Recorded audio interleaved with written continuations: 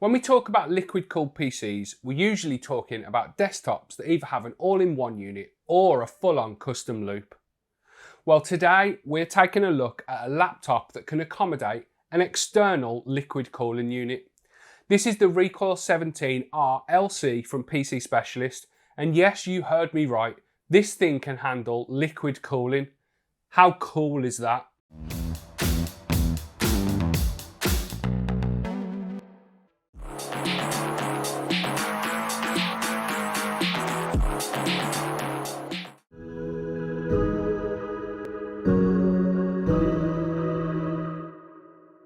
As I've done with my previous laptop reviews, we're going to start by quickly going over the price and the spec list before talking about each part in a bit more detail before moving to look at the design, build quality and performance.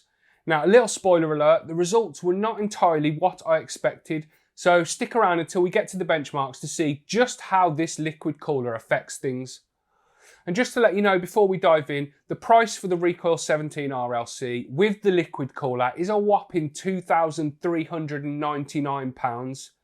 And choosing to stick to air will save you around 125 quid. That's the price of this additional cooler. The spec of the Recoil 17R LC, let's just go with the Recoil 17 as the full name is a bit of a mouthful. Anyway, the spec of the Recoil 17 is as follows. It's got an Intel Core i9-13900HX CPU, an NVIDIA RTX 4080 GPU, 32 gigs of Corsair DDR5 memory, a 17-inch 2560 by 1600 240Hz display. For storage, it's packing a 2TB Samsung 990 Pro NVMe SSD. I've also got, as I've mentioned, the external liquid cooling solution here too, which we're going to cover in more detail in a moment. And then it's got a full-sized backlit RGB keyboard and a pretty massive trackpad sitting just below it. So this laptop contains some very high-end hardware and it should be capable of smashing through anything that I'm going to throw at it. Let's take a look at those parts in a little bit more detail. The i9-13900HX CPU has a total of 24 cores and 32 threads, comprising of 8 performance cores and 16 efficiency cores, with the P cores having a max turbo frequency of a pretty hefty 5.4 GHz, while the efficiency cores tone that down a little bit to 3.9 GHz. The CPU has a TDP of 55 watts, but it can boost as high as 157 watts according to Intel specs. The bottom line is, on paper, this CPU is a beast and it should easily handle almost any workload or gaming scenario. The RTX 4080 GPU kinda needs no introduction at this point. It's one of the best graphics cards on the market, and paired with that i9 CPU that I just mentioned, it should have no problem flexing its muscle in demanding titles such as Cyberpunk 2077.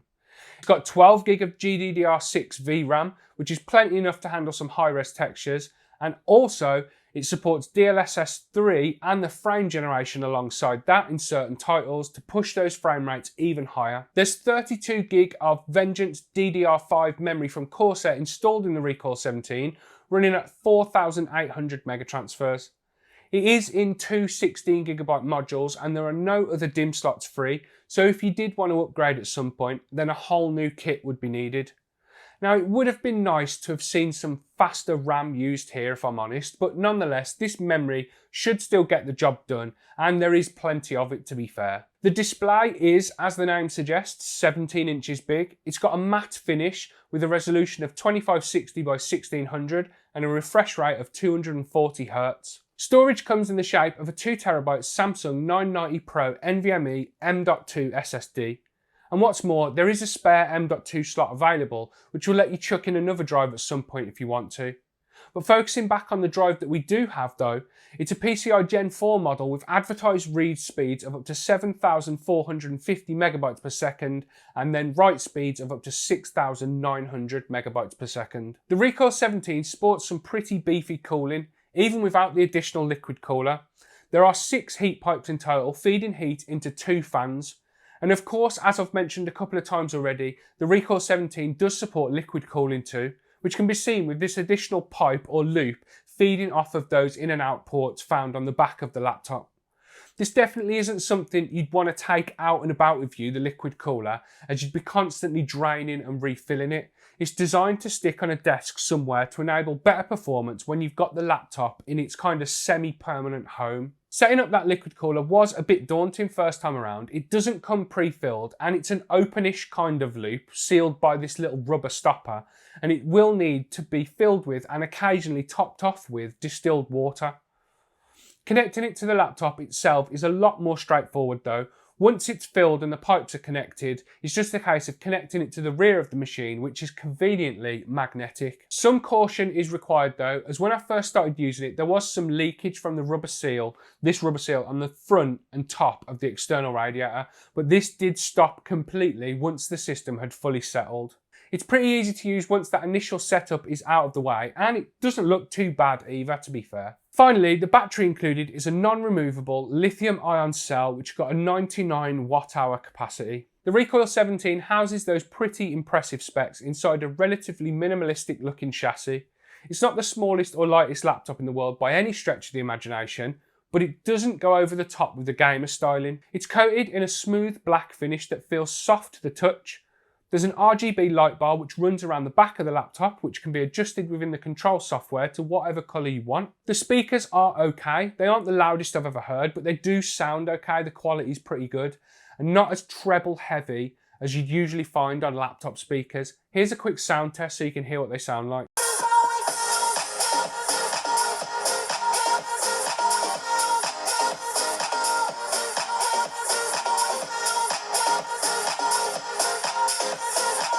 The Recoil 17 weighs 2.85 kilograms in total. It's definitely got a bit of heft to it.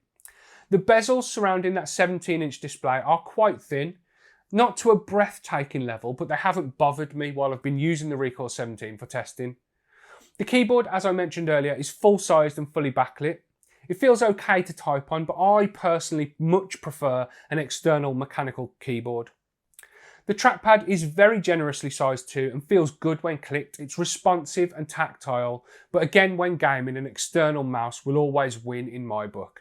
But the trackpad is decent for browsing and general use though. The overall build quality of the Recoil 17 is good. It feels sturdy and robust, and it's just got that feeling of quality when you pick it up. The hinges are decent and they feel well made and solid throughout the whole range of their motion.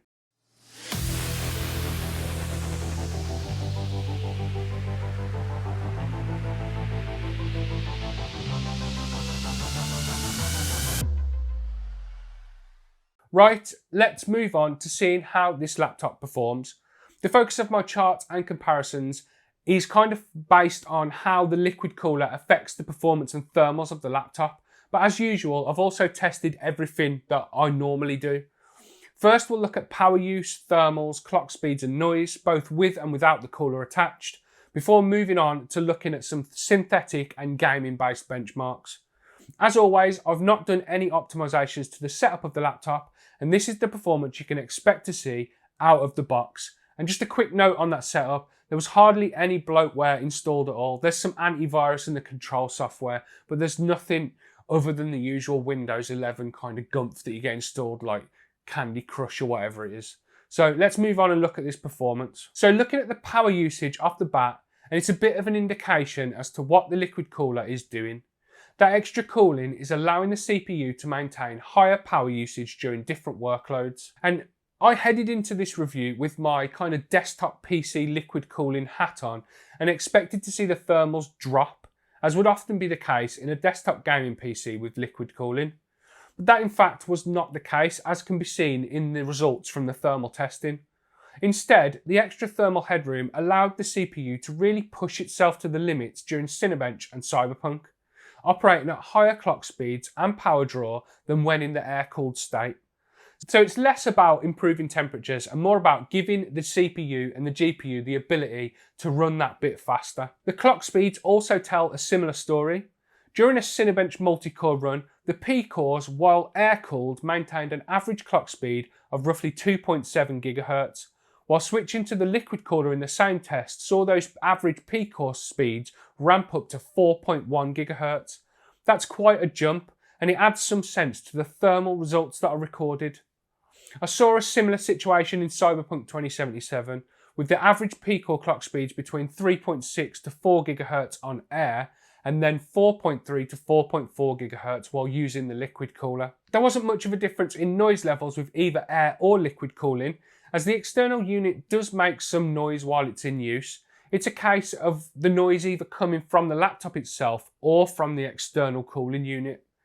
The liquid cooling was very slightly quieter when the laptop was under a bit of stress, but it's nothing that is going to be noticeable in a real world situation. Moving into some benchmarks then, and the Cinebench results really show just how much the liquid cooler enables the laptop to perform a bit better, with both the single core and multi-core results seeing gains when cooling with liquid. And that continues into the 3D Mark results, with the liquid cooler helping push the CPU score by roughly 1400 points. And in PC Mark, we start to see a bit of a pattern emerging. The liquid cooler may not provide a cooler laptop, but it pushes performance up pretty substantially when compared to the results on air.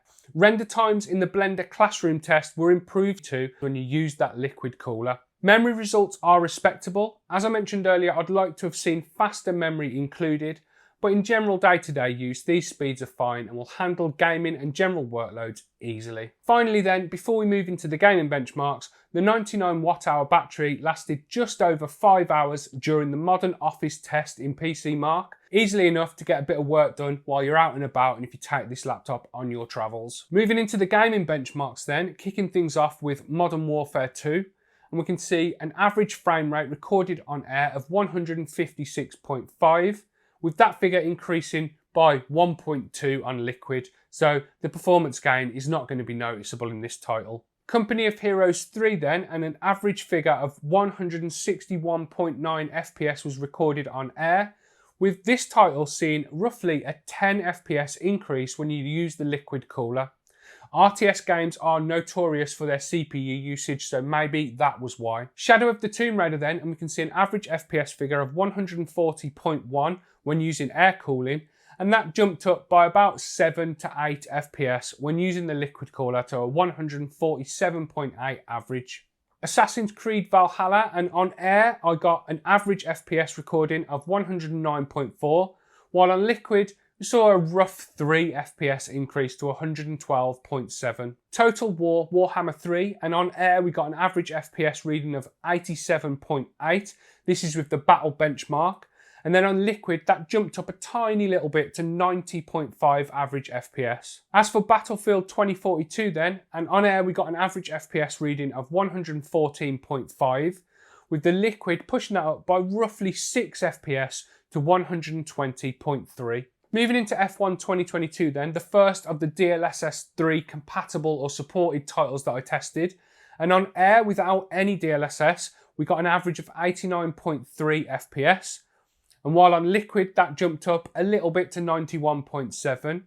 But enabling DLSS 3 on auto and then turning frame generation on saw a rough 30 plus FPS gain at this resolution, which is slightly pushed with the use of the liquid cooler.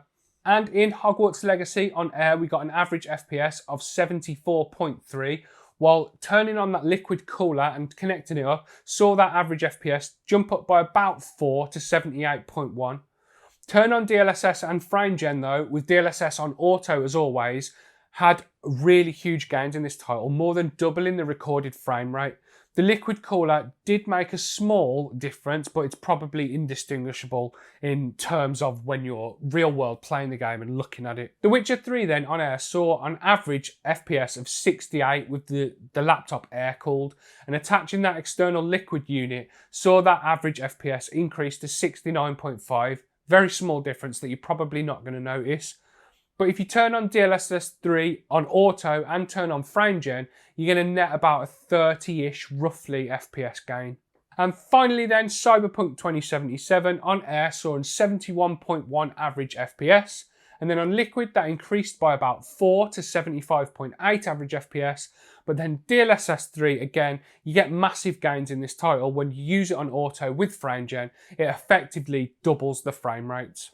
Looking at averages across the FPS on all the titles that I tested then, the 10 game average on air-cooled was 108.5 FPS, and the 10 game average in the same titles but with the liquid cooler saw that increase up to 112.1.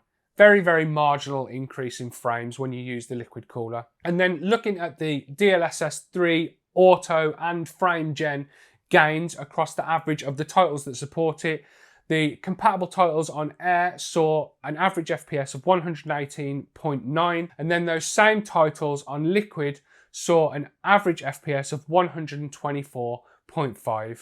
Those results were more of a comparison between the differences in frame rates when you use the liquid cooler as opposed to not, as we've already been over the pretty impressive DLSS 3 frame generation boosts in my previous laptop review. We can see that the liquid cooler will increase performance, but only very slightly when gaming. You're more going to see the benefits of this when you're doing work-based stuff. So in conclusion then, this laptop is impressive. It costs a pretty penny, but for that money, it performs well. And the liquid cooler allows that performance to be pushed to the limits.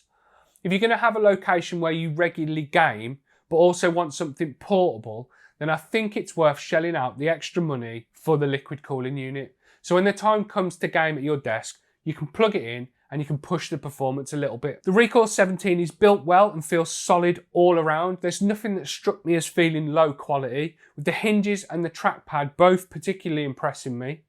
Again, I would have liked to have seen some faster memory included from the off, but that won't be too noticeable in the real world. But overall, if you've got the money, and it is quite a lot of money, but if you've got the money to spend and you want a laptop that will handle gaming and work with ease, then this will definitely do that. It's certainly not a laptop to be taken out and about regularly though, as it's quite chunky, but for sticking on a desk, especially with that additional liquid cooler, it's great. Thanks for watching guys, that's the end of the video. Please leave a like down below if you enjoyed it.